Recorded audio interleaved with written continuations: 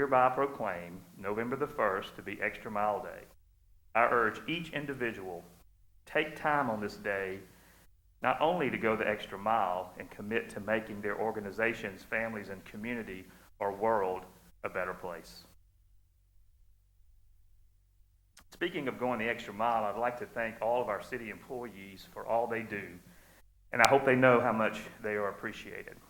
When you see our employees doing great things, please be sure to share that. In an effort to maintain positive morale and to show our appreciation, we are reviewing the possibility of returning to a 4-day work week for city employees. And we were talking about starting in January. We are in the initial stages of talks and gathering data in hopes of implementing this next year, pending the council's approval. But Councilman Beard would like to discuss that this afternoon, and possibly starting in November.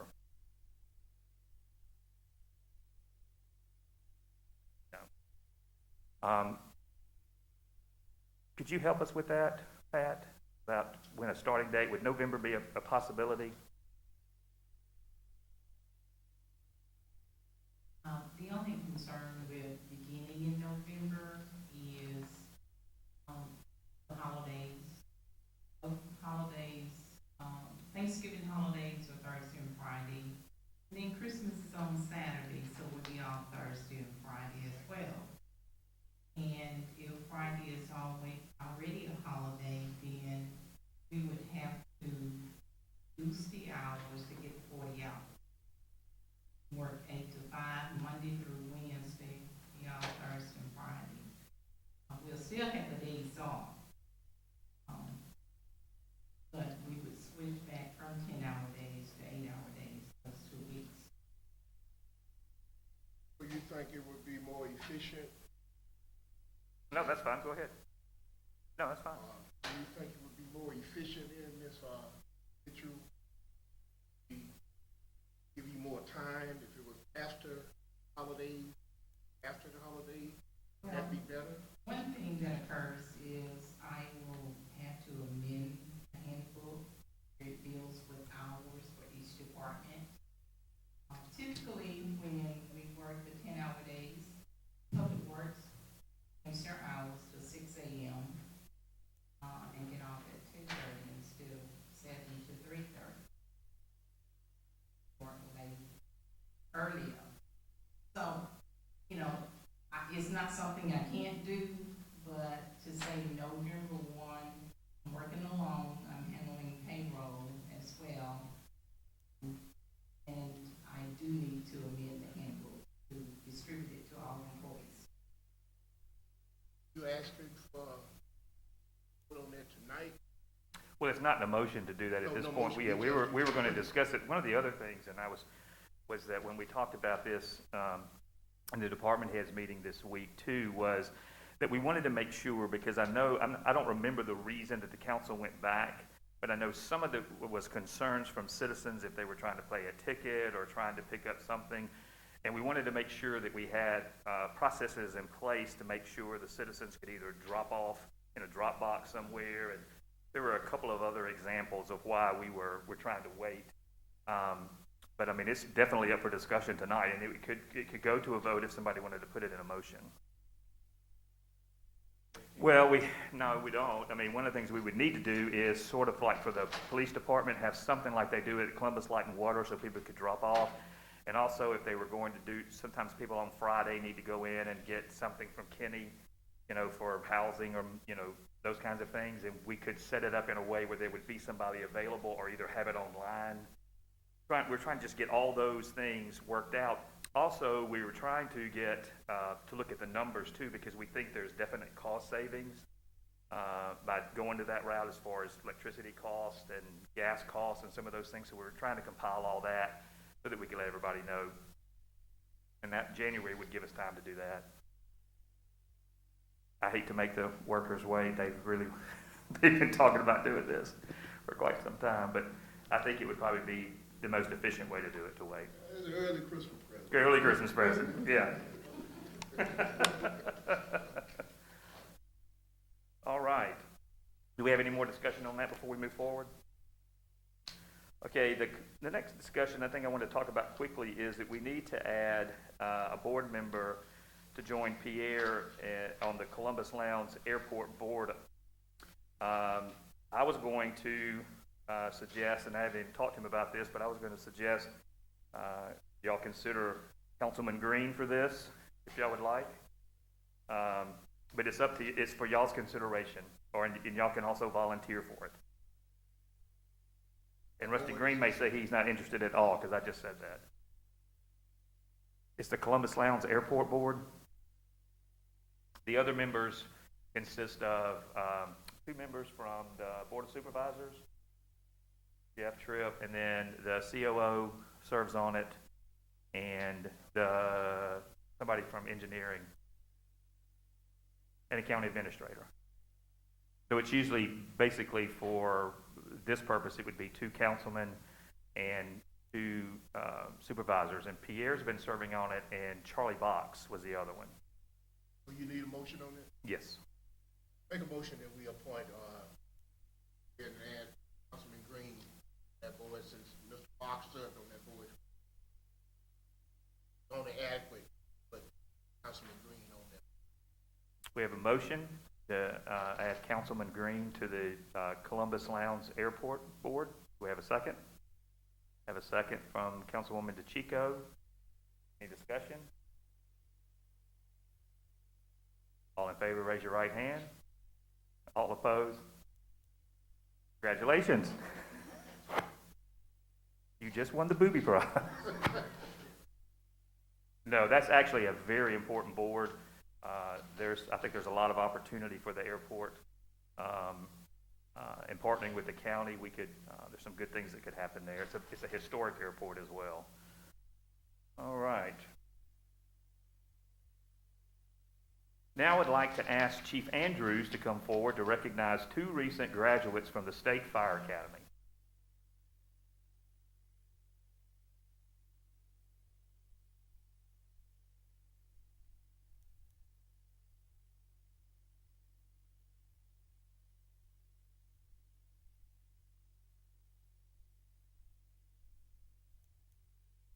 Welcome. Welcome, welcome. Thank you. Mayor and Council, good evening. I'm speaking on behalf of Chief Andrews. Come before you to give recognition to 2 of our firefighters who recently graduated from the State Fire Academy. It's been a long tradition with our department that we go down to that graduation ceremony and welcome them into the firefighting family. Unfortunately, this past Thursday, we weren't able to do that. A decades-long tradition was broken, and I thought we'd be remiss if we weren't able to bring these firefighters before the mayor and council tonight and give them recognition. We have those 2 firefighters, Landon Hill, who's unable to be with us tonight, but we do have firefighter Thomas Parsons with us tonight. And we want to take the opportunity to let him know that this is a great accomplishment. Our department struggles with retention and recruitment, and I think being able to bring a firefighter who's made this major accomplishment and achievement before you tonight will certainly go a long way in strengthening him in the years to come. So having said that, I want to present to the mayor and council, the city of Columbus, our newest certified firefighter, Thomas Parsons.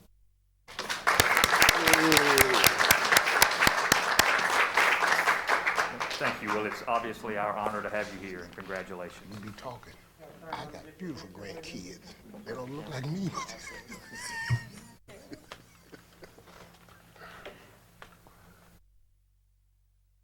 My baby.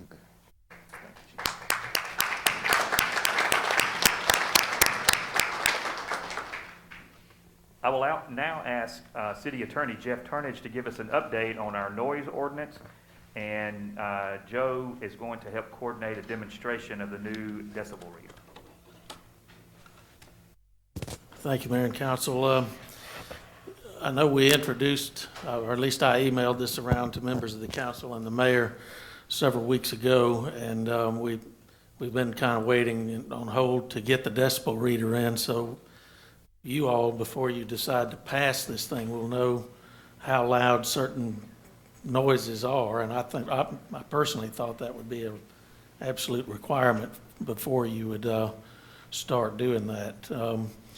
The present noise ordinance that we have is really vague. It says, in essence, if a noise is reasonably calculated to offend the ordinary sensitivities of an average person, then it's illegal, and that's just not going to work. I mean, the Mississippi Supreme Court has declared that too vague to be enforceable.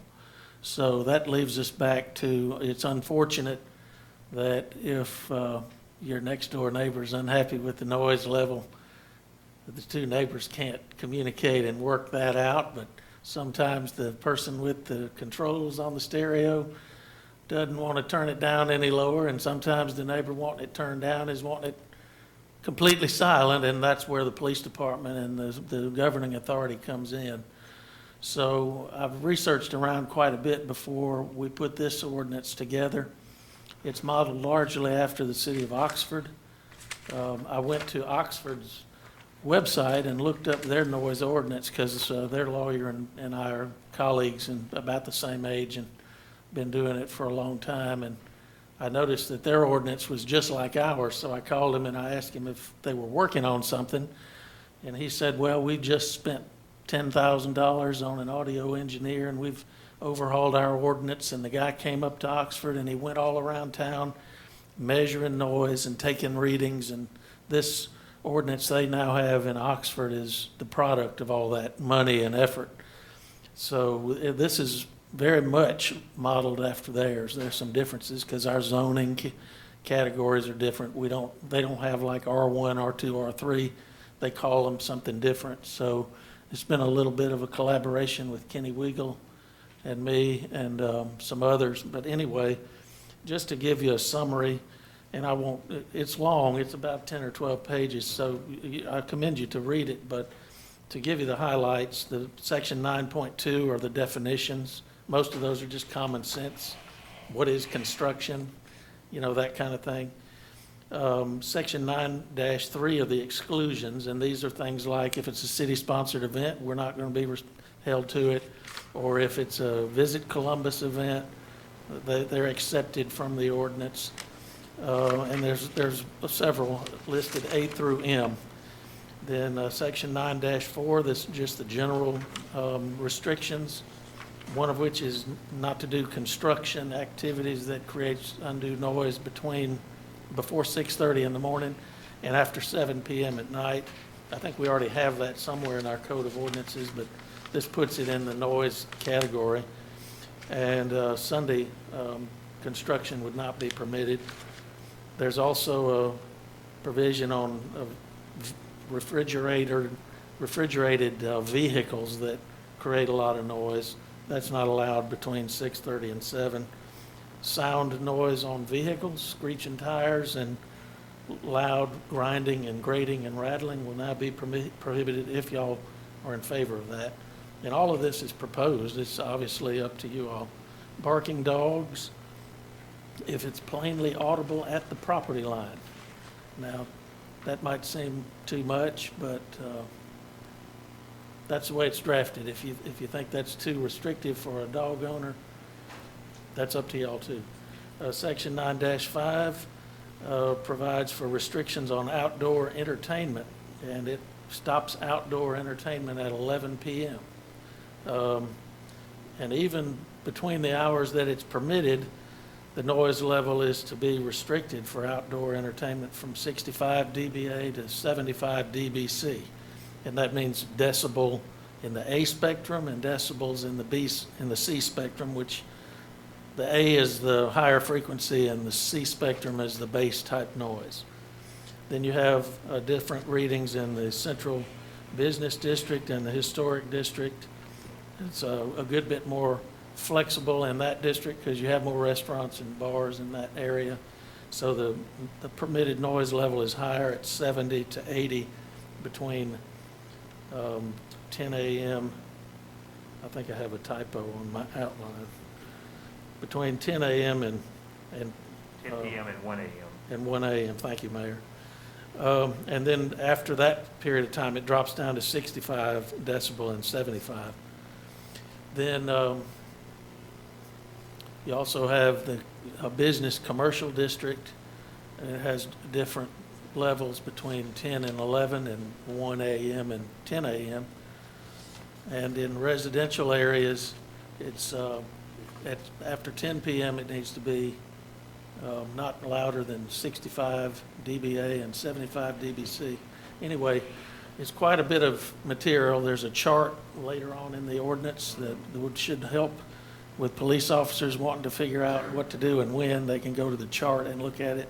It's probably going to take some training. I know Mr. Branch here, Detective Branch, has been working with Joe Dillon and calibrated the machine today, and he'll tell you what he has done today to do that. And lastly, the penalties are set forth on section 1911, and that's fine not to exceed $1,000 per occurrence or 90 days in jail or both. And that's the max you can get in a municipal court or a municipality misdemeanor violation. I'll entertain any questions. I'm not sure how great I'll be at answering, but that's a good Any summary of questions it. for Mr. Turnage? Yeah, I got one. So the garbage man picking up the big dumpsters at 4:30 in the morning, that would fall under this, correct?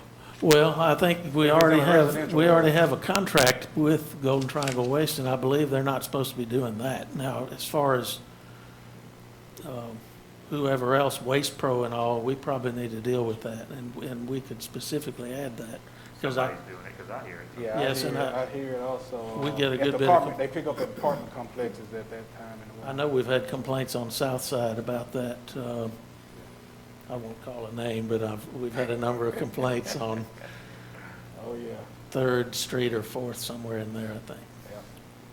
Okay. So I'll make So a I note of guess that. we would need to send them something to let them know that Yes. this And is. I'll make a note to add that specifically if you want to do that. I mean, And you'll did you just- say we have a policy somewhere where they're not supposed to be doing that? Do we need to revisit that with them as well? Yes, sir. I know we have it built into, I think, the Golden Triangle Waste Agreement. Yeah, we should look at that. But they're also commercial garbage collectors, and it may be them doing it. I'm not throwing a rock at which one right now. Will there be a ticket or a warning before the fine is imposed? Well, I think in large part, that'd be up to the discretion of the officer, but normally they would attempt to amicably resolve it. And if they have to come back, particularly the same night, I would expect them to issue a citation. Yes. Thank you. Thank you. Any other questions? Mayor and council, this X-Tech decibel reader that the city has purchased, it's a great tool for the city where we can be fair and impartial to every business, residential area that we go to or get called out to. I will be running this machine trained up, it's calibrated for use. I always give a warning to any business owner or residential owner that I go to. Our businesses, if we get called out on Friday night, it won't be a warning given on a Saturday night. I think a lot of these businesses have been a nuisance to residential areas that I've been called to, and we're just going to start enforcing it, but it will be given a warning before we issue it. One of the things too that I'll note is that I get visits at City Hall from a lot of elderly residents who have trouble with neighbors playing loud music. And I know that y'all have tried to go out, the police officers have tried to go out and try to get that under control, which is difficult because as soon as you leave, they crank it back up again. But I mean, there's some particular neighborhoods where that's happening quite a bit, I know. And then also people with their mufflers and things in the morning are waking up elderly people that are really, really concerned. I'm getting more people coming to see me about that now than businesses, really. It's in neighborhoods. Even some as young as I am probably complain. And this tool is not going to be used inside the establishment. We're going to be on the property line, going towards the business, so it's not like we're going to be inside of Muddy Waters or any kind of establishment getting this decimal reader. We'll be on the property line, getting our readings. That's for the most part true. There are a couple of them that you measure 5 feet from the source, but generally that's Yes. right. When would it be 5 feet from the source? I'm sorry. no, I hadn't that's read okay. it. I I can look, hadn't I can read go all back of and it read that. Thank you. It's in there, because I just summarized, but, I'll go back and read that, I'm sorry. To some of the businesses and try to allow them, or work with them and let them know where Absolutely. they need to be at before we, well, if I may, Mayor. Yes. I think the idea was we'd introduce this to you all tonight, and then it's not in perfect form, the ordinance, but I'm comfortable enough with it being published, so then people could be informed on what its restrictions are and maybe be heard before you all act on it. right. Kind of give a baseline. Yeah, sort of give them a baseline of where I they need to agree. be and Yes, how sir. loud it would be, so that at least they'll know before they even, Right. attempt to have something. Absolutely. All right, I think we have a sample test that we had promised for tonight. We're gonna pump the volume up to about 80 decimeters. So to kind of give you an idea where we're gonna be on outside the establishment.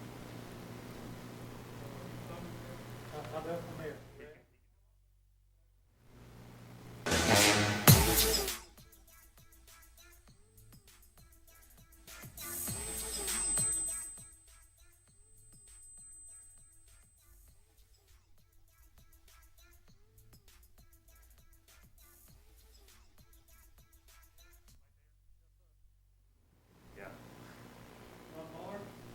No. No. Audience? That was 80 decimeters. So if we're So- outside of and- the, And that would be the very max you'd ever have, and most of them are much lower than that 75, 65 range, so.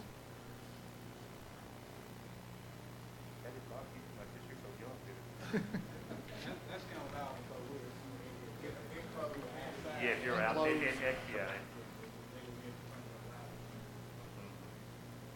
But now the sound carries too. I mean, I know from, especially by the river, it goes, I think it gets louder as it goes across.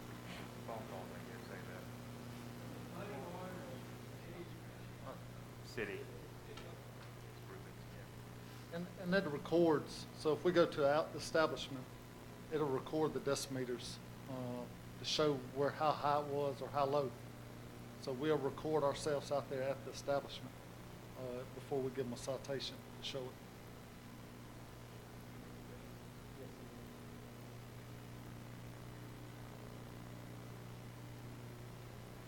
Any other questions or comments? Thank I you, just sir. want to thank them for what they're doing. Hopefully, we can, thank you, Mr. Mayor and Jeff, for putting this together, and I hope this can put this to rest, that we can move on, and them phone calls from a certain ward won't keep coming in. I think there's going to be some growing pains with it, and some people are going to be upset for a while, particularly some businesses that like to play it loud, but it'll be an Now, adjustment. One thing we didn't say, I was curious, can you do that if a car's going by? You know how like at the red lights and stuff, sometimes people are, The ordinance speaks to that by saying if it's plainly audible from 30 feet. okay, And so, naturally, the officer's probably not going to just have it turned on all the time, and it would be impossible to, get up there. By the time they figured out the officer's there with the reader, they'd stop doing the thing. So if he can say, I'm 30 feet it'd be now. more like if they were parked somewhere and it was, yeah. Yes, sir. Because that's been a question I've gotten quite a bit too. Thanks again, everybody. Our city department heads have submitted their monthly reports. Council members, do you have any questions for our department heads? Oh, yes. Oh, good. In reference to citations, under September we wrote 553, 6 of them were dismissed. Thank you, Chief. Thank you.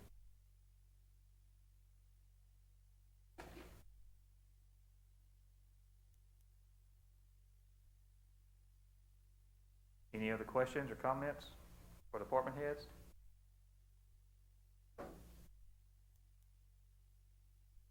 If not, our interim COO, Mark Alexander, will now take us through the board vacancies. Please keep in mind, board information and applications can be found on our website. We encourage citizens to apply. Yes, Pierre, did you? Oh, but yes, financial report.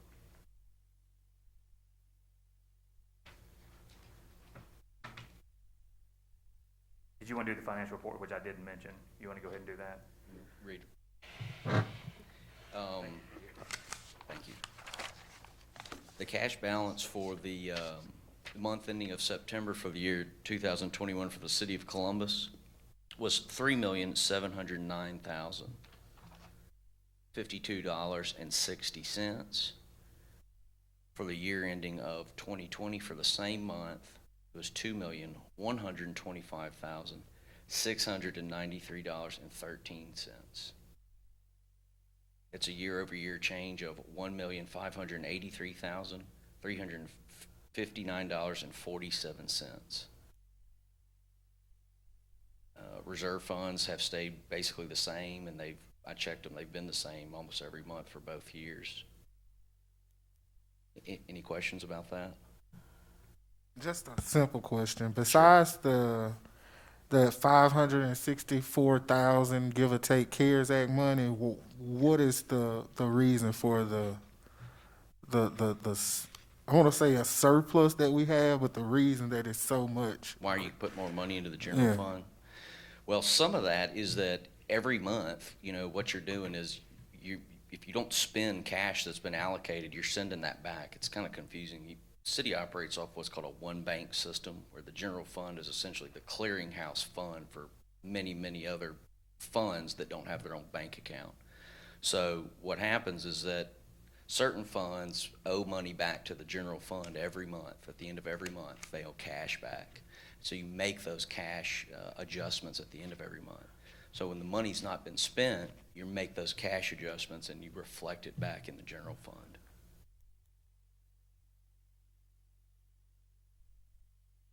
Any other questions for Mark?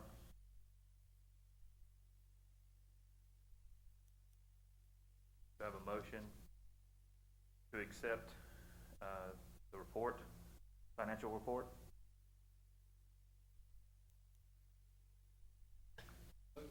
Second. Have a motion by Councilman Green and a second by Councilman Mickens. Any discussion? All in favor, raise your right hand. All opposed, same sign. Motion carries unanimously. Now you can do the boards. We're not going to, the city council, we have no one to appoint tonight. We do have one vacancy for Mr. Quinn Brislin's term for the Zoning Board of Adjustments and Appeals. His term is going to expire the 4th of December. You all will make that appointment at the first meeting, December 7th. We also have 3 vacancies coming up for the City Planning Commission. There are 2 applicants thus far, Stephanie Woodard and Evelyn Vadrine. Likewise, you would make those appointments at the meeting of December 7th. Any questions?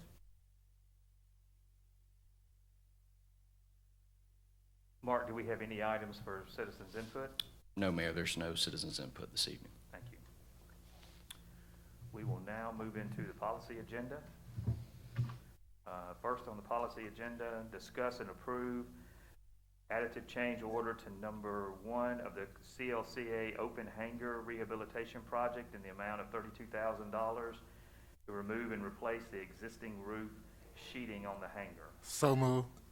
Have a motion by Councilman Beard. Do I have a second? Have a second by Councilman Jones. Any discussion? All in favor, raise your right hand. All opposed, same sign. Motion carries unanimously. Discuss and approve advertising city resources in the fall edition of the Commercial Dispatch magazine in the amount of $940. So move. Have a motion by Councilman Mickens. Have a second. Have a second by Councilman Jones. Any discussion? All in favor, raise your right hand. All opposed, like sign. Motion passes unanimously. Discuss and approve request to sign contract to help purchase engine 25 for $879,000 $993.00. The funds in the amount of $759,000 have been awarded through the Assisted Firefighter Grant Funds. The city's cost is roughly $121,000. Do I have a motion? So moved. I have a motion by Councilman Green, and do I have a second? Second. Second by Councilwoman Stewart. Any discussion? Yeah. The city's cost is roughly $121,000. That's budgeted already? Keith Andrews, could you, or Mark? We're not going to incur that money this fiscal year. The reason for approving it now is so that the mayor and Chief Andrews can sign the contract to begin building the fire truck. If we don't do it, we'll incur anywhere from an 8 to 10% increase in the price. The amount will be due upon delivery of the fire truck, which will be approximately 14 months, 12 to 14 months from now. So we would need to build it in next year's budget, Councilman Beard. But that's a good question. Yes, sir. Any other discussion?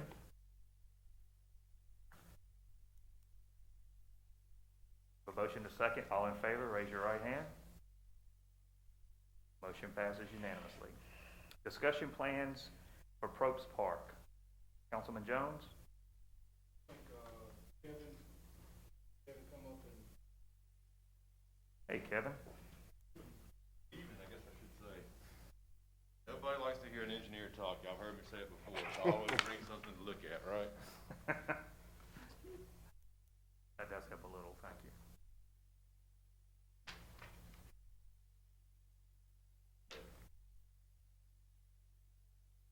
There were two there. Y'all got one down? Get one? Yeah, there were two. All right, Mayor and Council, good evening. evening. What y'all have before you is really just kind of a walk through the history of Probst Park. And the, years ago, back when Lowndes County and Columbus were together, went through a master planning process. That's part of what created the soccer complex need. And part of that also was to continue to rehabilitate some of the older fields in Probst Park. And so Junior League Baseball is what came out of that. And so what you have before, y'all kind of walk through some of the drawings here. This first one here is the 2014 concept that would basically build out 2 5-plex fields in the lower portion. Y'all can see around it, of course, and I hate being in between all of you, but you can see where obviously you have some of your junior league fields that are at the top of the hill, your softball in the back. This obviously shows what could happen in the middle with your parking in the middle. That was at one time discussed as a 2-phase approach. You go to your next page, and you're going to see where at one time in 2018 we were asked to, hey, can we still park in the trees? Can we still park in the gravel? We don't have to have it all paved. We can save some money in doing that. Absolutely we can. And so can we push the fields together, try to save some costs, and then also keep the restrooms and concessions in the middle where they are now? We'll renovate them, use them in that regard, and move forward. And so that's where this concept came about, just trying to critique what was put out originally in 2014. And then you fast forward to most recently, the very front. As y'all know, in 2018 is when the Field of Dreams was built. And so the first of 5 fields in the very front portion has been built. The other 4 would be your normal 210-foot junior league baseball fields. And so with that, that's what that concept looks like. Not that the parking has to be done with it, it's there, but we did leave it in for the purposes of discussion of this concept. And then behind it, I went ahead and took, this estimate has continued to kind of follow some of this throughout the years, and we updated it with some of today's unit prices that we're seeing, which are elevated right now. We also upped our contingency to 20% based on some of the prices that we're seeing and put it in today's dollars. So just to finish out the 4 final fields on the very front, it's going to be about $2 million. That does not get you a new restroom and concession, doesn't get you a press box, doesn't get you any of those things that you might see come with a new 5-plex, with the thinking that you would renovate what's there now, some of which was done pretty recently. So you're asking kind of what does that cost? The Field of Dreams cost has been pulled out, as it was afforded at the tune of about $500,000 in 2018. So that's what that estimate represents. And then the last sheet you see is a sports force park that was done in Vicksburg recently. Greg and I have had several conversations about, well, what does it look like if we take this and we do synthetic fields as opposed to grass fields? Or what does that look like? What does that cost? And at this point, this is a concept, it's a discussion. And so Councilman Jones asked me to kind of put this together to help paint the picture of kind of where this came from, where it's been, where it could possibly go. And with that, I'll pause and kind of let y'all discuss and go from there.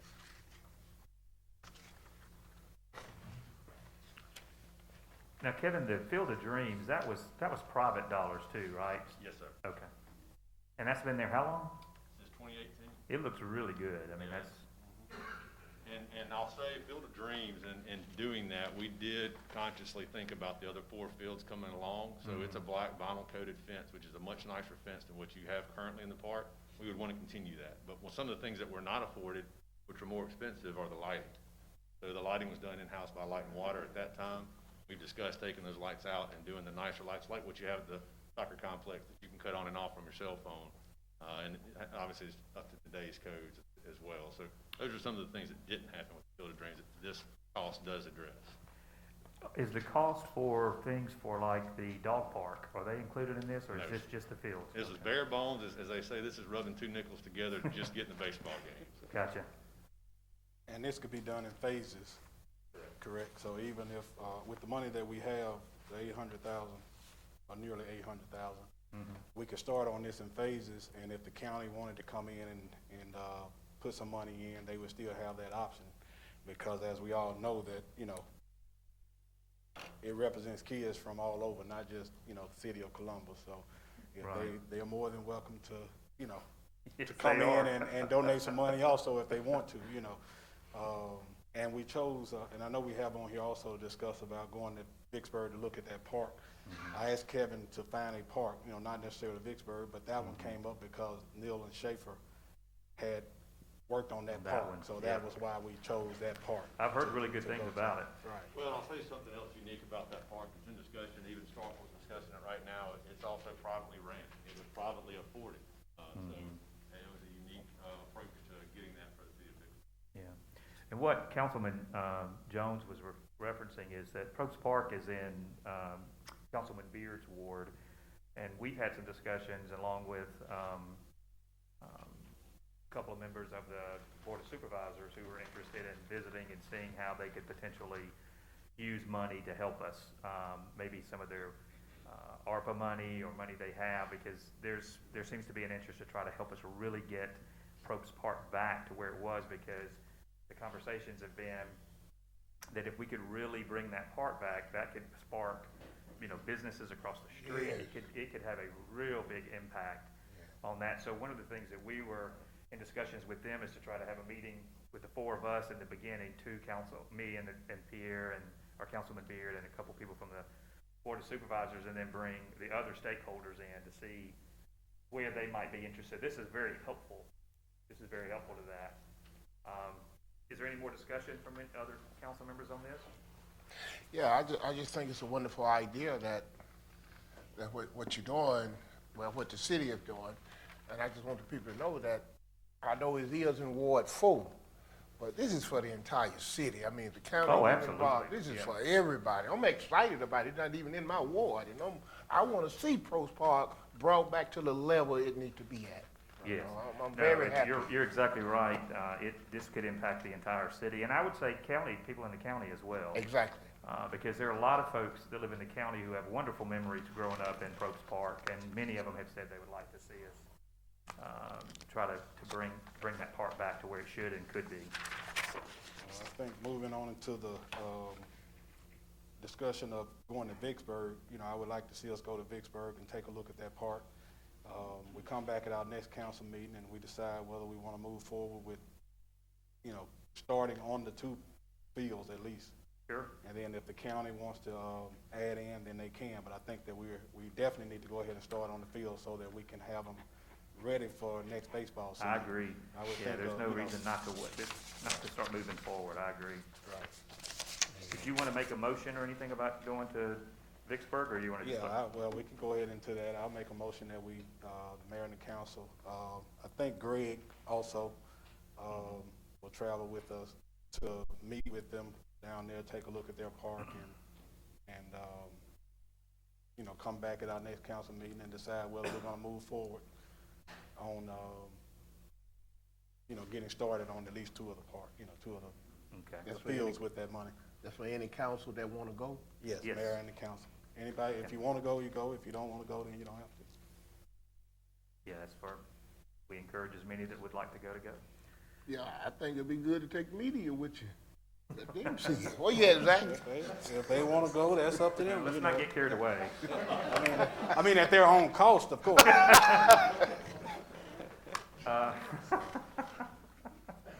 Is that in the form of a motion? Yes, Councilman it is. Jones? Second. Yes. And we have a motion from Councilman Jones and a second from Councilman Beard. Any more discussion? All in favor, raise your right hand. All opposed, same sign. Motion passes. That's fantastic. That's very exciting. We just rolled all that right in together, Councilman Jones. We did. All right. This is the fun part. Discuss and approve derelict property docket. Mayor, if I may, with a nitpick about, Is Ms. James, is she on? may I bring up a nitpick about an earlier action item, just to make sure we're covered? You most certainly can. When we advertise for city resources, we have to make the factual findings spelled out in that code section that the expenditure will bring into favorable notice the opportunities, et cetera, as spelled out in that code section. Can we just agree that that would be included in the minutes? And that would be 00104 Yeah. 695. Do I need to have one of the councilmen read it? Yes, sir, that would be preferable.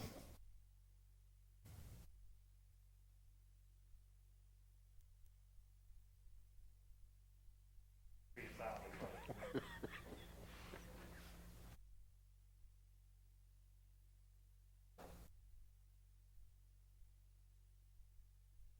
Come on, Trini, where you?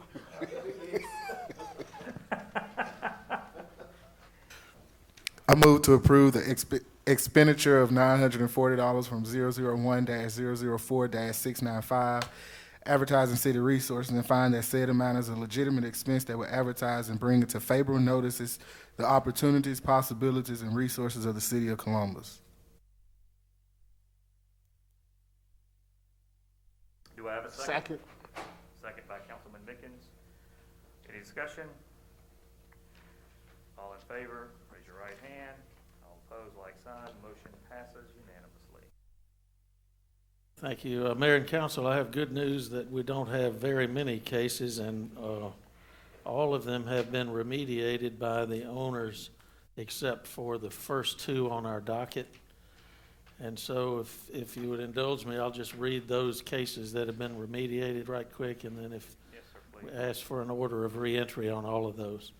First of those is case number 21-0274, Gerald K. Blunt, Alexander Blunt, 1123 Shady Street, Gerald K. Blunt, Alexander Blunt, Gerald K. Blunt, Alexander Blunt. Next is case number 21-0361, Jesse Thornock, 1408 Fifth Avenue North, Jesse Thornock. Next is case number 21-0366, Baker Harper Sr., 2125 Seventh Avenue North, Baker Harper Sr. Next is case number 21-0340, Kathy Hanson, Fifth Avenue North, Kathy Hanson.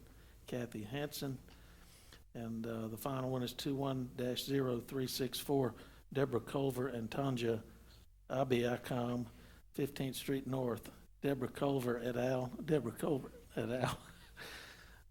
Ms. James, I understand you just want an order of reentry on all of these cases? That's correct. And that the owners remediated to your satisfaction? So moved. Yes, that's correct. Have a motion from Councilman Jones and a second from Councilman Beard. Any discussion? All in favor, raise your right hand. All opposed, same sign. Motion passes unanimously.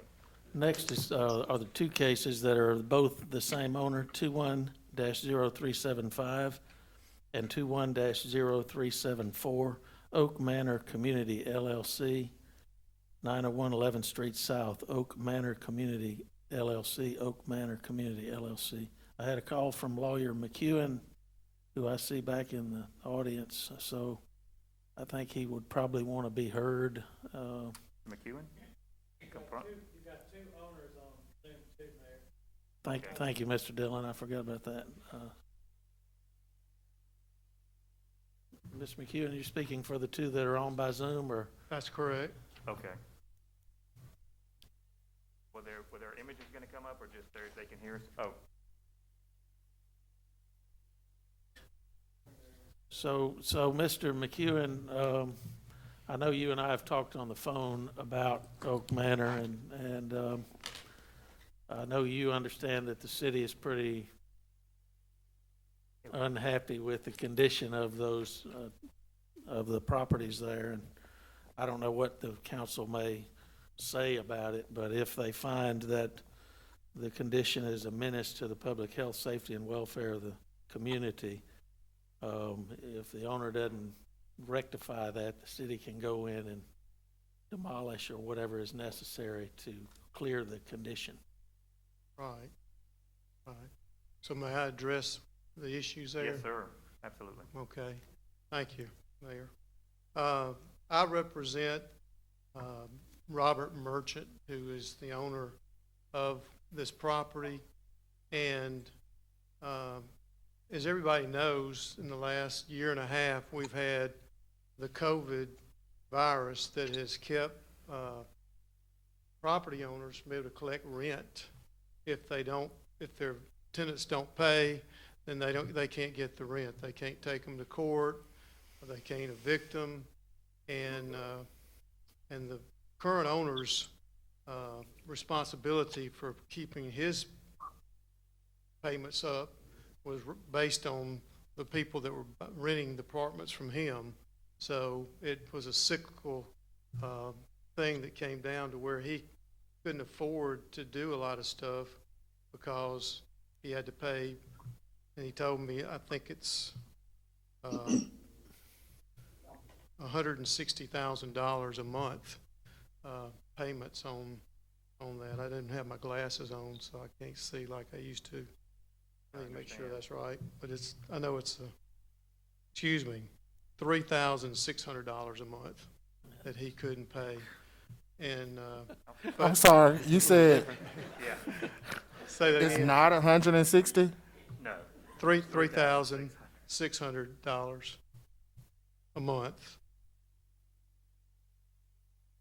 And he has, since this has been done, he didn't act quick enough to keep off of this derelict, but he has begun to remediate that property. Since this has happened, he's had 2 roofs repaired at the cost of several $100,000. He's got 2 more that are gotten a permit to be able to fix. And he also has a crew that's coming down from Illinois that it works for him, that's going to help do remediation on this property. So he would like to beg your forgiveness and be allowed to get this fixed up. He has a plan that I have here with me that I can pass out to all the councilmen and councilwomen to have to see. I believe he'll do it. I've known Robert a long time, and when he starts trying to work on something, he usually tries to get it finished. So do I just need to hand this to somebody to pass around, or I need to do that? Councilman Jones will help you.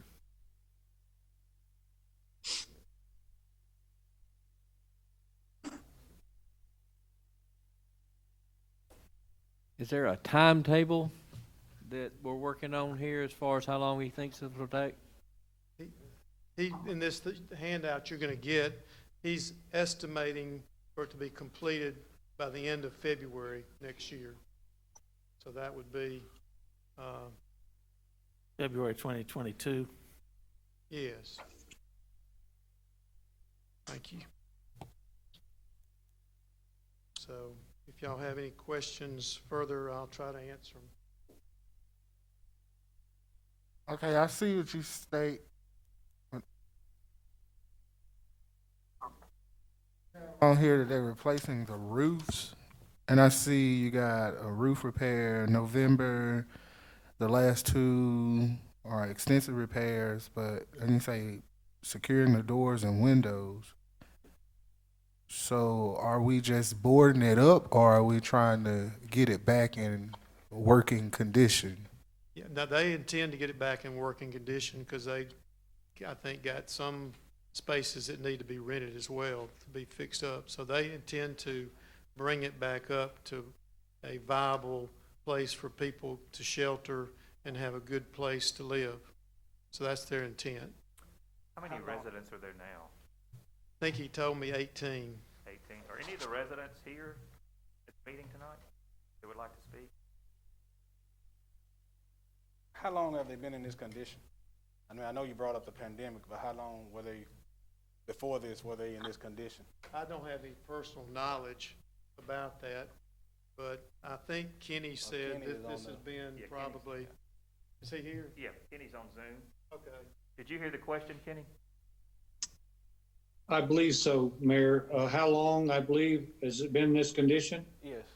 Yes. Well, I will say this.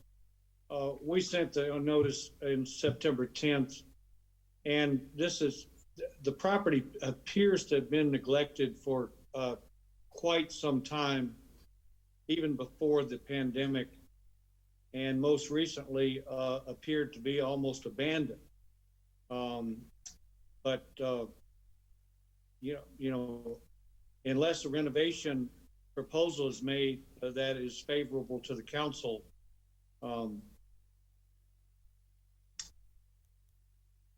I know it can't remain in this condition. That's my opinion. It certainly can't remain in this condition. A extensive renovation needs to be done to the property. Has anything been brought to you about, We have issued 4 permits, 2 for roofs on buildings R and T. Building T has several of the units occupied, and 2 other permits have been issued for roofs. At this point, that's the only permits that have been applied for. I think it's Miss Council Lady Stewart Ward, so whatever she likes to do is, I don't get the calls on it, so she does. Looking at, Attorney McKeon, looking at the condition, it's in my ward. I live not far from there. I made extensive trips down and took a look at that place. This didn't just start during the pandemic. It is not habitable. It is rotten. It's moldy. In some of the units that the tenants live in, they actually have to get pans and buckets when it rains, because it's rain in there. It will cost more money to rehab that than it will cost to tear that down and start all over. So as far as putting a top on it, no, that's not happening. And as far as your people coming and board it up, they come down, they put a plyboard over, and the tenants, when they want to go in and do whatever they want to do, they kick the boards right off. Now, my recommendation to the council tonight would be immediate abatement on this property. There is no way, take a look at some of the pictures up there. That didn't just happen a couple of years ago. It has been in that condition for years. The residents in that area has complained for years, and the owner made no attempt to do anything to fix that. There's been a number of different owners over the 3 or 4, 5 years, I believe. Okay, and that could be true, but my thing is, if there were different owners, it been in bad shape so long, why would a new owner purchase a piece of property in that condition if he had no intent of rehabbing it? And the other thing too, I also have to follow the recommendation of Mr. Weigel. That is not rehabbable. The rehabbable for that is to have it pushed down to the ground and hauled away. How long has this current owner owned this property? I think 3 years, but let me look. I don't have the.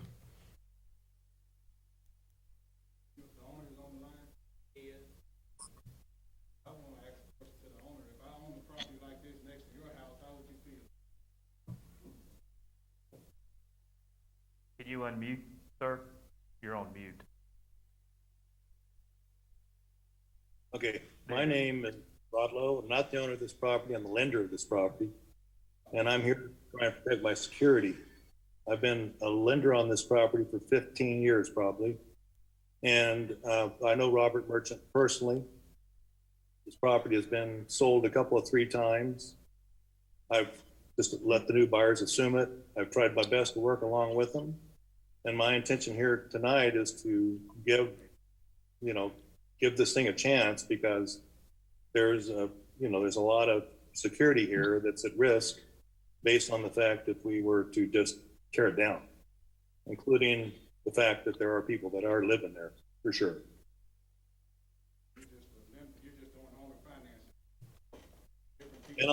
Been on that loan for probably 10 or 15 years. Right.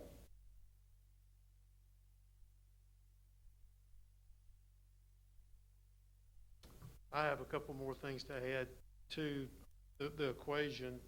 I met with Pat Adair this afternoon, and taxes that are received by the city for this property brought in, let me find the right place.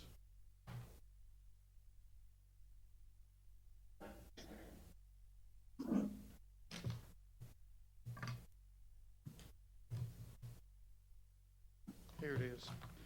In 2020, the city received a total of $9,924.07 for taxes on this very property.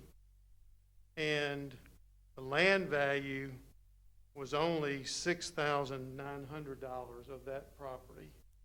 If you tear down the improvements, they actually were $287,890 that you no longer have the right to tax, because it won't be there. It'll be a vacant piece of land, and you're gonna be about $7,000 per acre that you don't get for that.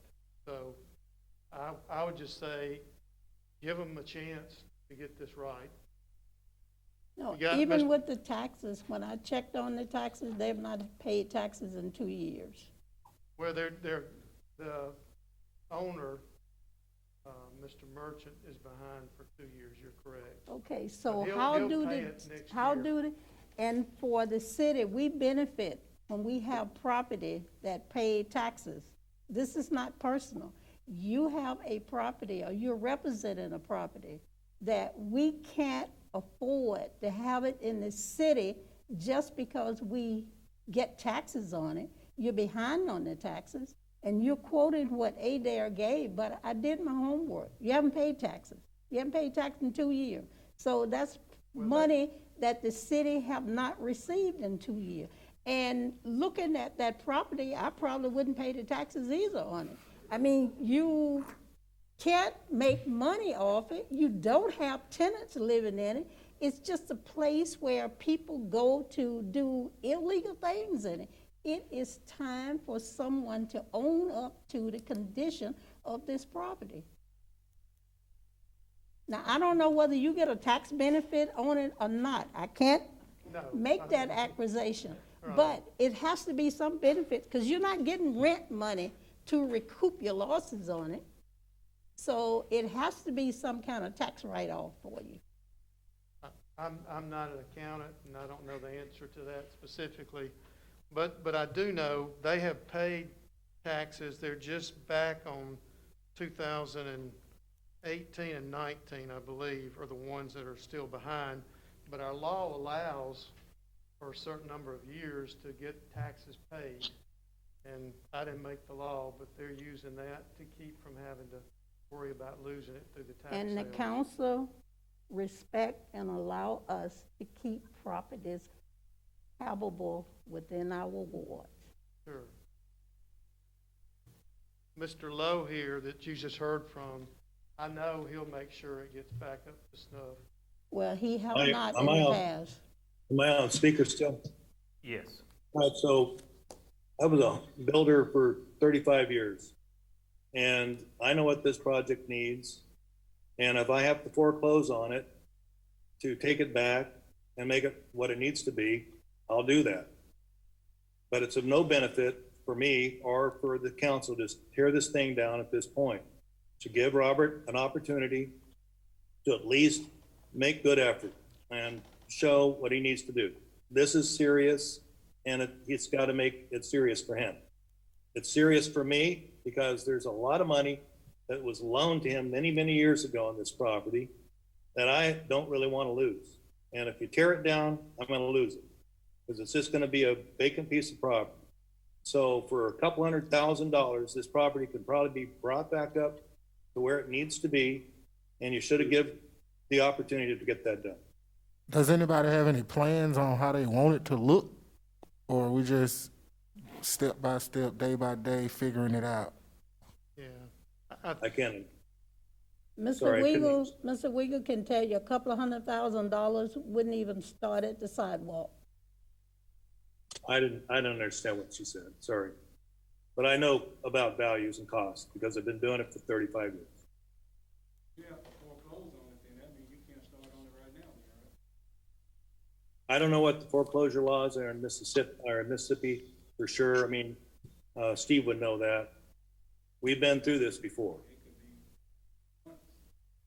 By the time he foreclosed on it, he's 6 months of just still sitting there, correct? Robert's not gonna want me to foreclose on this property. He's gonna want, he knows there's value there. This is a nothing incentive for him to get this done. There's no doubt about it. Last year has been a problem, but yeah, overall, I agree that it's been deferred and needs to be taken care of. And if this isn't a wake-up call to get that done, to give him the 4 to 5 months to try and show good faith, that's all I'm asking. Mr. Weigel, Yes, sir.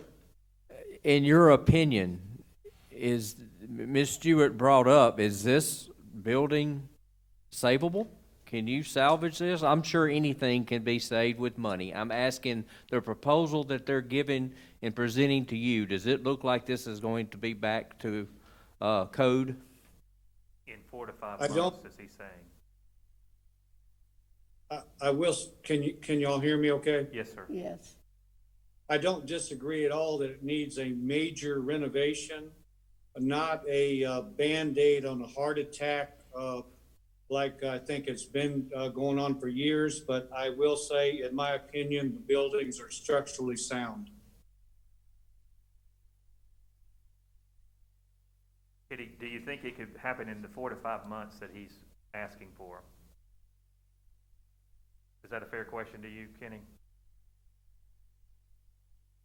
Because that seems to be a big concern because it's just been going on for so long. I believe so, if they brought enough people in. I mean, it needs not only to multiple exterior renovations, as you probably could see in the photos, but interior renovations at all as well. I believe it could be brought back as long as there's a willingness to do so.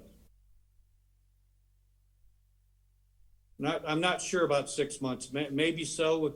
If they brought crews in, contractors in, certainly yes. Kenny, can you hear me? Yes, sir. You were involved with the 11th Street apartments that Robert came in on when it was abated? The evening side apartments, I believe you're referring to. Yeah. Now, did he go in there and take care of those under some kind of an abatement progress or process? We did a similar situation with those units, and NOVs were sent out, and yes, eventually they were abated. Now, he didn't have ownership prior to that. He bought that in disarray and took care of that. All I'm saying is that if you put it maybe under the same kind of a guise based on a abatement or some accountability, and to give him the opportunity to go in there and start on each unit and bringing it back up so it's habitable, rentable, profitable, and workable for the city. I mean, is that some kind of a compromise that could be made?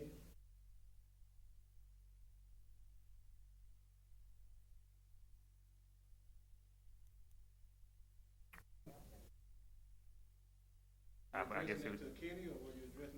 I was asking Kenny as this, because I've talked to him a couple of times. And I Well, just, that decision's gonna have to fall on the council. I can't make that decision. I told you, I do believe that all buildings are structurally sound. And if they can be renovated if they're done so properly. The example he gave, how long did that take? Was it a similar size apartment complex? Or larger, smaller? North side off of Military, I mean, it ain't like they that great either, but, you know. Yeah, but that was the one that he's referring to? Okay. But the That- money that's they're talking about putting in is $200-some thousand. Mr. Weigel, do you think they could rehab that for $200-some thousand?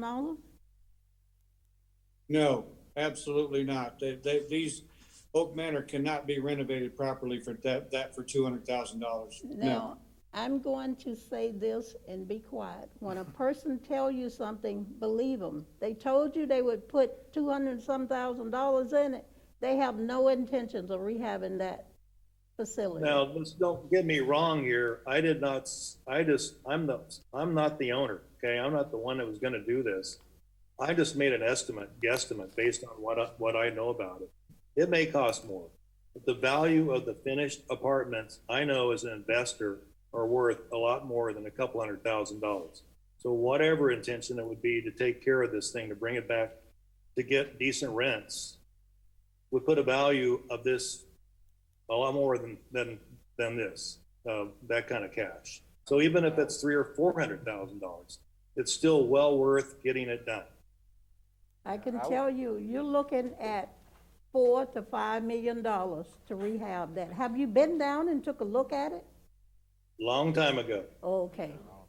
But I've looked at the pictures. All I'm trying to do is give him an opportunity to get this mitigated. I would like to see you foreclose. If not, he's on it gonna and get lose a somebody whole lot that of really money. wants this.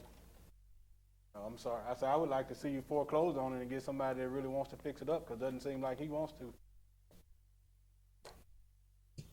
Unfortunately, I appreciate the council. I'm not here to defend Robert, that's for sure. I'm just the lender looking to try and protect my investment. I don't own it. I may have to own it. And if I have to own it, I'll take care of it. I will say this, Mayor and Council, for what it's worth, I've red flagged the entire complex with the Light and Water Department. That may not matter at this point, but I've red flagged, the entire complex once again with the Light and Water Department. No apartment, can have the utilities cut on without approval from the building department. What about the 18 people that's there? Do they not have? No, the unoccupied units that the power, utilities currently are not on. So the 18 residents there, are they spaced out, or are they in one central location, or do anybody know? I believe most of the current tenants are in Building T that faces 9th Street, and the first single-story units along faces 9th Avenue, and the single-story units facing 11th Street. So it's basically like everything on the inside that's horrible. Yes, sir, Councilman Beard. To the best of my knowledge, there's only one apartment being rented in Building T. That's, one moment. Building P, on the interior of the complex at this time. Now, I understand where everybody's coming from. Now, this is not my ward, but I do understand where everybody's coming from. And if we do decide to push it down, I mean, it's going to take a while to push it down, as well as it's going to take you guys a while, like to get it together. But at the same time, $200,000 to fix this. I mean, I'm no builder or whatever they call it, but contractor. But I don't know. Maybe you guys should come look at it yourselves. Like, it hasn't always looked like that, but it's always looked like that, if you understand what I'm saying. And something needs to be done. I understand you saying you don't want to lose your investment on this, but 3 years is a long time.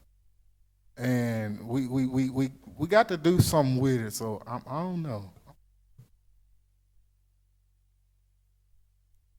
I would say that, like you were saying, if it's a matter of time, it's gonna take time to displace and relocate people who are there and to tear it down. And it's gonna take time, or it's gonna take time to try and get this thing fixed back up. Either way, it's gonna take some time. So all I'm asking is to give Robert an opportunity to show good faith. If it's one unit at a time, if it's one building at a time. One more I question. understand that the utilities is a great way to leverage this. Not allowing the utilities to be turned on until such time that the building department is in agreement, I think is a great way to go about this. So, How long does it take the process to get to us? Well, we start with a notice of violation. That's not required by section 21-1911. It's a courtesy thing that the city does. And I say a courtesy, it's a cheaper way to go than processing through a summons and a complaint and all that. But we send that out and wait, I guess Ms. James may be on, a couple of weeks, maybe three weeks. We don't get any action from the owner after sending the notice. Then we proceed to issue a summons, and there's a statutory number of days. We have to have that served upon them and a sign posted in the yard before it finally comes to the city council. So it's probably just on the shortest time possible. We're probably looking at 6 to 8 weeks in before it gets to you all. So they've already had 6 to 8 weeks to show good faith. I would think it's at least that much, probably, yeah. We have put 2 roofs up. No. There have been 2 roofs been put on. Well, they must have fallen in. Kenny, has there been roofs repaired on these complexes so far? At least some of them? yes, sir, the roofs on building R and T have been completed, and permits have been issued for 2 more buildings to Kennard Roofing. And the notice on this was sent by myself on September the 10th. So y'all been dealing with this since September. Right, I sent a notice out to him on September the 2nd. Well, it's not my ward, so Ms. Stewart, whatever you want to do. I motion that we have them demolished. Ms. Stewart, have you made a motion that you would like to? I'd like to make a motion. Councilwoman Stewart has made a motion to go ahead with demolishment of the building. Is that correct? Can I get clarity on that, Mr.? Okay. I assume then that you want the minutes to reflect a factual finding that the condition is a menace to the public health, safety, and welfare of the community? Yes. Thank you. We have a motion on the floor. Do we have a second? Have a second by Councilman Jones. Any discussion? One more question before, Okay. Councilman Beard? the ones that he has put roofs on, if we can, is it, I'm trying to keep from tearing it all down, so I'm trying to ask a question. Can we tear certain ones down, like, that are in more extreme conditions, and try to repair some of the ones that are over there, and like at least work on one, get it up to par, and relocate those 18 people? Because once we start tearing, we got 18 people that we got to find somewhere. They're gonna be looking for somewhere to stay, regardless of the condition that they living in. So I'm not only looking out for them, but looking out for these 18 residents as well. So is that something that could be done, or just? Some of the 18 residents, their inside condition look just as bad as some of those that are vacant. Well, he's already invested in 2 roofs, which have to be very expensive.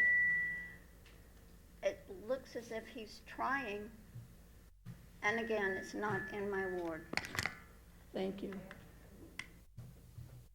I think he paid $140,000, if I remember correctly, for the roofs that he's already paid, had been put up.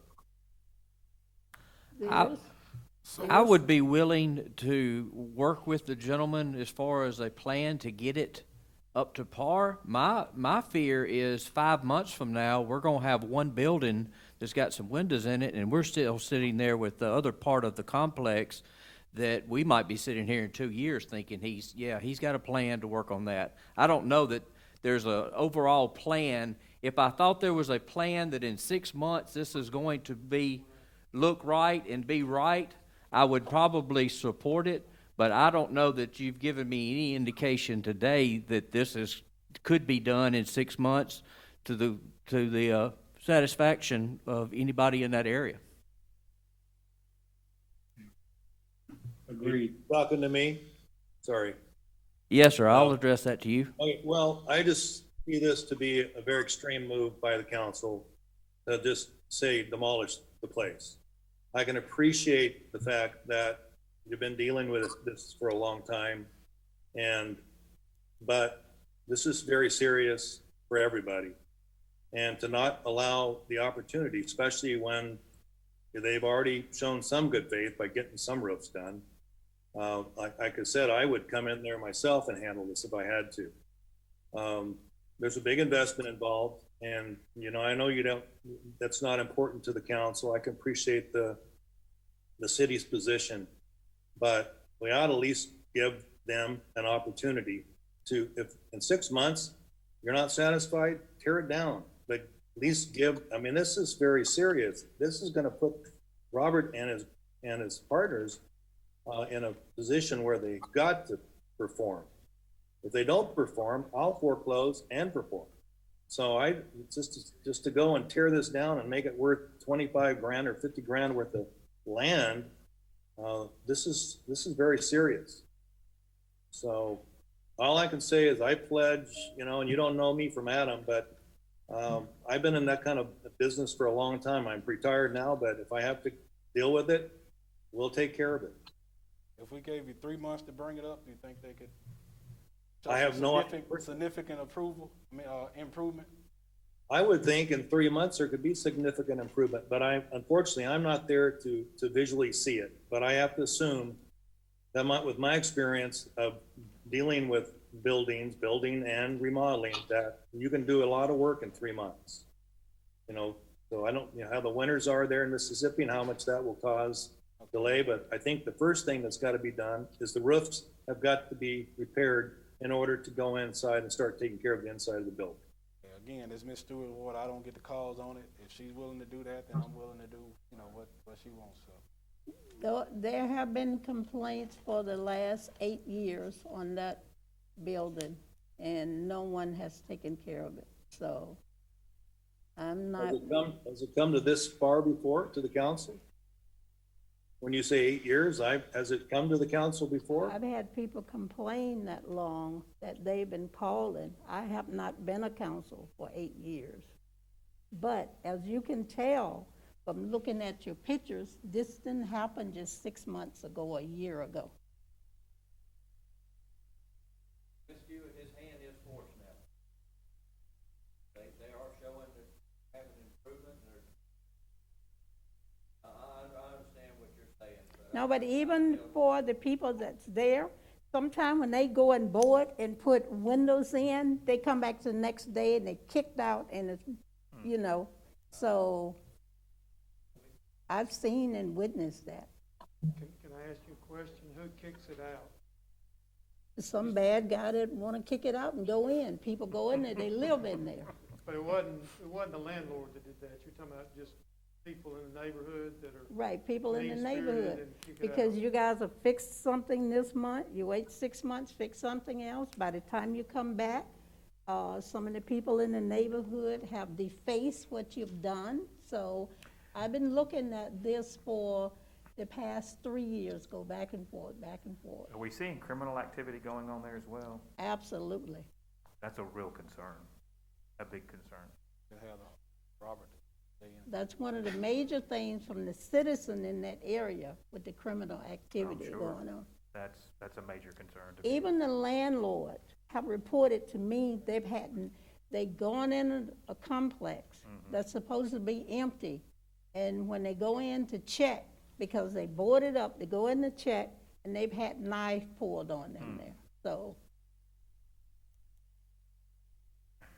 And it's not a personal thing to try and do anything about anyone's investment. This is about safety and respect in a neighborhood. This is a real eyesore. Do we have any more discussion? So if or when it is demolished, do you guys have any interest in rebuilding anything over there, or you just gonna leave it alone? Not me. I mean, it's, like I said, I'm the lender, I'm not the owner. If I was the owner, this stuff would not be like it is. All I can do is influence and enforce with Robert to take care of what needs to be done. Where is Robert, if I may add? He's in I can't California. take care of the past. He lives I in mean, I can't California. deal with it. I'm not, where? again, I can't be held accountable, so I don't need to be talked like I had anything to do with this. I'm the lender, but as a lender, I have an interest in this thing, and if the security's gone, then I lose totally too, just along with the city. I do want to personally apologize to you for that. I mean, you being a lender, I do understand, but you know, we do have, we've been on this clean up Columbus thing, and we got to make sure, you know, we're trying to cut out a lot of things that we can cut out. I hate this loss happened or will happen. We hadn't voted yet, but I mean, I hate we had to start with you guys, but something should have been done, you know, 8 years ago. I want to repeat what I said earlier. I know that man will get done what needs to get done. I know him. We've worked on several things, and he's a man of his word. Well, you haven't. I don't know if who does the, Yes. The owner never called in, Mayor. If we send the number and everything, but You never called in? I've texted him a couple of times, but he's left it up to Steve. I don't think Robert is I don't know if he can just handle this kind of stuff. So he's been dealing with some issues, and he's way overweight, and the virus has scared the heck out of him. He just hasn't done much for almost, a year and a half now. So I'm here to, I know him personally. He lives a couple towns away. We've done plenty of business together over the years. And I just think that I can probably influence him to get this taken care of. All I'm asking or appealing is to give them an opportunity to show good faith. If they don't show good faith, then do what you have to do. Okay, thank you, sir. We have a motion on the floor and a second. Any more discussion? Can I do a substitute motion? You may. I really think we ought to give him another period of time to show plans and a timeline if he really wants to do this. And if he doesn't bring that to the council, then we go forward with the original plan. Do you have a time frame that you would like to add to that motion?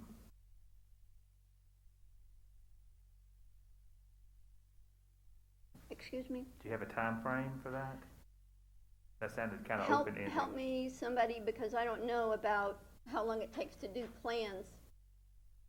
2 months, 3 months? We need a plan and a time frame. How could you make a motion if you don't know the time frame and the All right, plan I would and have like to not make a seen the motion property? that he presents plans for us within the next 3 weeks. We have a substitute. I'd give him a month, but I mean, I think he'll continue to put roofs on and do what needs to be done, but there's no problem to that, I would think, within a month or less, that he could come up with a plan of attack. And then, in the meantime, I think you just gotta. Okay, sir, if there's we've got a motion on the floor. Let us move forward on this. We have a substitute motion to have a plan in place within the next 3 weeks, to give them, and to have a timeline for improvement. That's the substitute motion. Is there a second? There is a second for the substitute motion. Any more discussion? All in favor, raise your right hand. 2. All opposed? Mr. Mickens, did you vote? You did? It would be nice. Yeah, you got to vote, I'm afraid. You didn't vote in the first one, so are you voting in the? What this motion is? It's a substitute motion to allow the owner 3 weeks to come back to the council with a plan, an estimated timeline, to refurbish the apartment complex.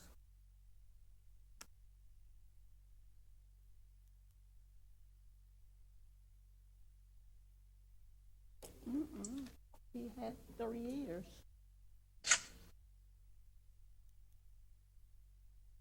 We have 2 voting for it so far. What would you like to do?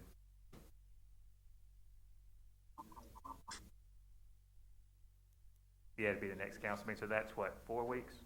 Yeah, 2 weeks, I'm sorry, 2 weeks. Do we need to close this one out first? No, go ahead, substitute. I say let me table this. Let me table it. We have a motion to table. Yeah, We need something on the table for them to do it. If you table it, then they don't have to do it. We need something for them to do. Well, if we table it, it would come up again for discussion at the next council meeting. I have a question. Has anyone besides me and Mr. Wiggle and Sasha seen this property? I've driven by it and it's terrible. I've never stopped and walked up to it, but it looks horrible. It's an eyesore. It looks like it would be a place for crime. I'm sure the neighborhood is sick of it. Nobody would want to live next to it. And I'm getting, I withdraw my motion. I withdraw. Let's do it. Withdraw my motion. So now we're back to the substitute motion from Councilwoman DeChico. The vote, we had a vote of all in favor of the substitute motion. It was 2 in favor, all opposed.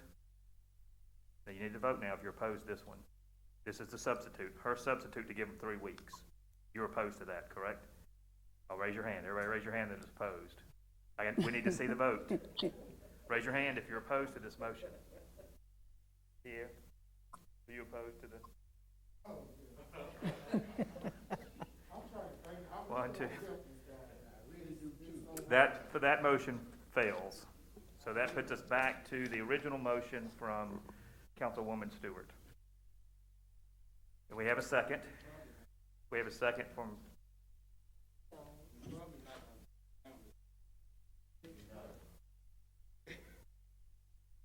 Miss Stewart might. if I can get some of the city equipment, I'll push it down tomorrow. Is Mr. Casey here? Yes, sir, he's on the Zoom call. Doing something. We could give them the right to tear it down, and at the next council meeting, if they bring us something to change our mind, then we can change our mind at the next council. I can agree with that. So are we still voting on the same motion? I'll be honest, I don't Somebody remember help if me. we got a second, but that. We did. We had a second from Councilman Jones. Okay, so the main motion is still on the floor. Main Mr. motion Chairman. is still on the floor. I'll make a substitute motion.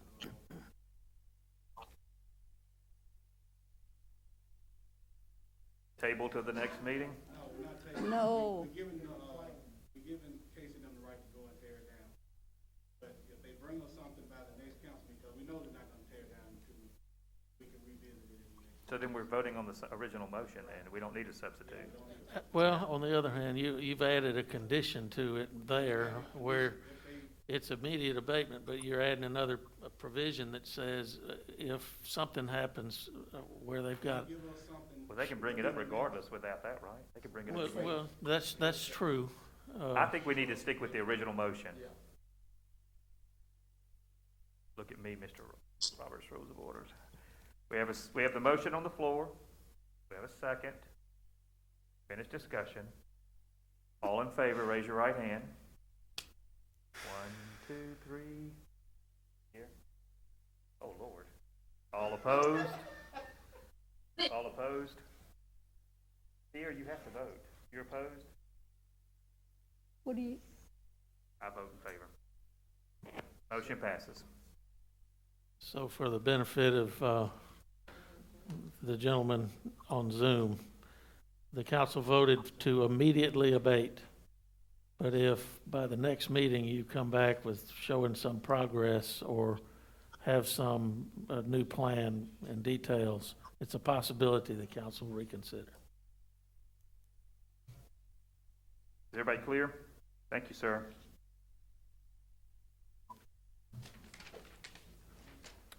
At this time, I would request a motion to enter into closed determination.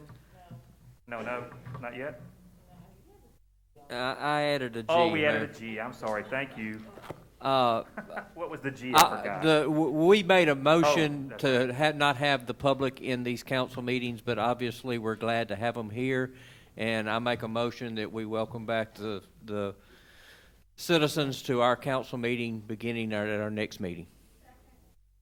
Have a motion and a second. Any discussion? All in favor, raise your right hand. All opposed? Stephen, Councilman Jones, did you vote for that, to bring the public back in?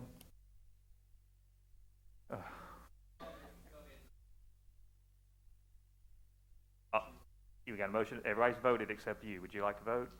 Yeah, okay. Motion passes. Thank you, Councilman Jones. Now, at this time, I would like to request a motion to enter into closed determination upon the issue of whether or not to declare an executive session. I have a motion by Councilman Green, a second. Do I have a second? Who did the second? Oh, Councilman Mickens. Any discussion? All in favor, raise your right hand. All opposed, same sign. We will be going Recording into stopped. Closed determination.